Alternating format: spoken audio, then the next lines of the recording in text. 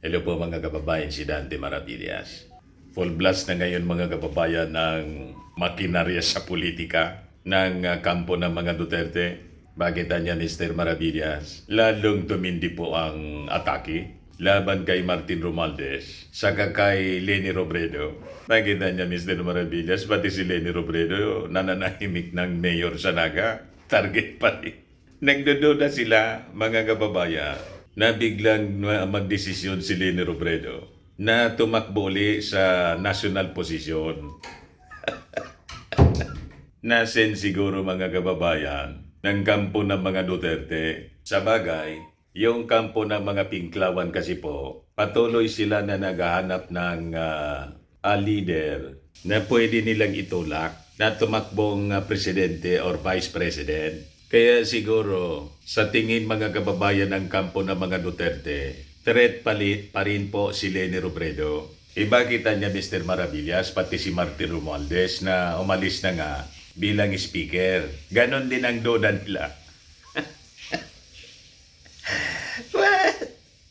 Masyadong insecure po yung mga DDS, mga kababayan. Yung mga aso ng mga Duterte, mga kababayan, mga DDS influencers, yun ang ginagawa nila ngayon. Sabay-sabay ang pag-atake. Kung hindi kay Martin Romualdez, kay Leni Robredo. Baka iniisip nila na ang susunod na unit team ni Martin at saka ni Leni Robredo. Ayan o. Kaya mga post nila, Coco Loco, Itiyo Moreno, si Mr. Sasot, si Joey De Vivra. Yan mga post nila. Bakit parang namumroblema ka, Leni? Hindi ba gusto mo i-decriminalize ang drugs? Hindi gawin mo sa Naga. Ganon din si Tio Moreno. Parehas ang sinasabi nila. Si Mr. Sasot at saka si Joey De Vibra.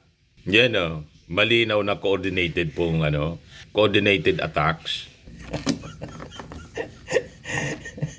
Kay Martin Romualdez, flood control issue mga kababayan ang binabato nila habang sa droga ang kinakabit mga kababayan kay Leni Robredo. Si Leni Robredo nananahimik sa Naga City. Hindi na nga po nagpapa-interview. Pero dahil may mga grupo, yung dating mga supporters ni Leni Robredo, patuloy na umaasa kasi yung kampo ni Leni Robredo na magbabago ng isip si Leni, dating vice presidente, at babalik siya sa national politics. And because of that mga kababayan, target siya ngayon ng massive disinformation, fake news, at paninira ng kampo ng mga Duterte. So makikita natin dito sa mga post nila ang coordinated attacks laban kay Martin Romualdez at saka kay Leni Robredo.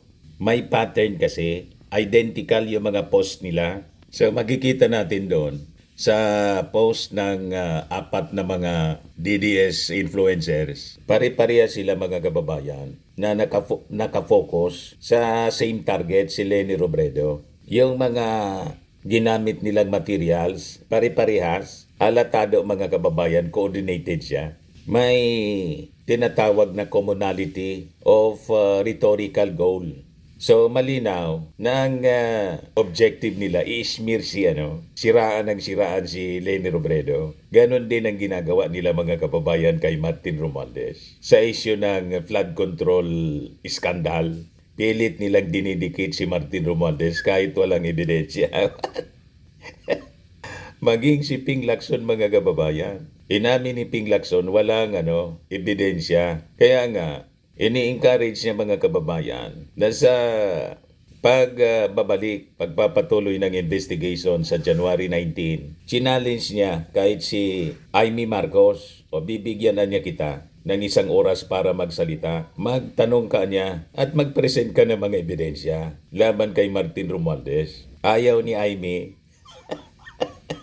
Biglang kumambyo si Amy Marcos kasi wala man talaga siyang ipipresent na ebidensya laban kay Martin Romualdez. Sabi ni Amy Marcos sa kanyang pinakalitis na post, Hindi ko kailangan ng isang oras para magsabi ng totoo, pero kulang na kulang ang isang oras para magsinungaling. Balakuto ko na lang sa kanila yan. Umiiwas na siya ngayon. Kasi, challenge siya ni Ping Lacson. Bakit niya? Hindi naman siya pinagbabawalan na magtanong. Inaako kasi mga kababayan ni Amy Marcos si Ping Lacson na gustong protektahan, sinasalba si Martin Romualdez. Ganon mga kababayan. Sa magtataka ka, wala mang formal na deklarasyon itong si Leni Robredo pati si Martin Romualdez na sila tatakbo. Pero target sila ng coordinated attacks mga kababayan. So, ang ginagawa nila, ang tawag niyan mga kababayan, paulit-ulit na strategy ng kampo ng mga Duterte. Paulit-ulit siyang strategy ng manufactured opposition. So kapag tiningnan natin mabuti, sinuri natin mabuti ang mga kaganapan ngayon, batay sa proseso, sa institutional behavior at documented actions. Malinaw po ang kaibahan ng dalawang politika. So, mayroon tayong politika na tahimik pero nakaugat sa institusyon. At pangalawa, yung politikang umaasa sa away upang manatiling may saysay sa pambansang usapan. Iyon ang ginagawa nila mga kababayan. Malinaw. Sa bagay, ganun talaga po ang natura nila. Mahilig sa away. Aawayin ang kung sino ang napiperceive nila na magiging kalaban sa susunod na eleksyon. At this early, talagang massive na po ang kanilang pag-atake. Una kay Martin Romualdez, and this time kay Leni Robredo. Ayaw talaga nilang tantanan po. Paulit-ulit ang pagpapakalat nila ng fake news, mga kababayan. Laban dito sa dalawang personality na hindi nga po nagsasalita. Iba po, alatado kayo. Si Martin Romualdez po, wala man deklarasyon. Natatakbo siya. Duda lang nila, mga kababayan. So ang tanong ngayon ng ating mga mamamayang Pilipino, bakit itong mga personality ito na tahimik at may nagagawa para sa bayan ang madalas nilang inaakusahan? Bakit ang mga wala mga formal na deklarasyon ang tinatrato nilang pangunahing banta sa kanilang ambisyon? Iba po mga kababayan. So ano ang nawawala sa kampo ng mga DDS mga kababayan kapag wala itong malinaw na kaaway sa isa pong maayos na demokrasya? Ang pamumuno po ay nasusukat sa proseso, hindi po sa ingay, sa institusyon, hindi sa takot. So kapag po ang kampo ng mga Duterte ay umiikot lamang sa paulit-ulit po na paglika ng kaaway, ang tunay na may krisis ay hindi po yung mga inaakusahan, yung kanilang inaakusahan, kundi ang kakulangan ng malinaw at positibong direksyon ng pamumuno ng mga Duterte.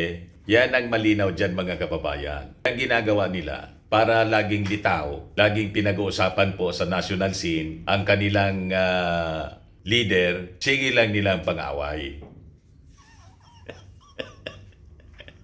Palaway kasi, mga kababayan. Yan ang buhay nila. Mang-away na mang-away doon sa mga personalities na may pakinabang ang ating mga mamamayang Pilipino. So yun lang po, mga kababayan, yung short video natin. Ako po si Dante Maravillas. Bye-bye po. God bless.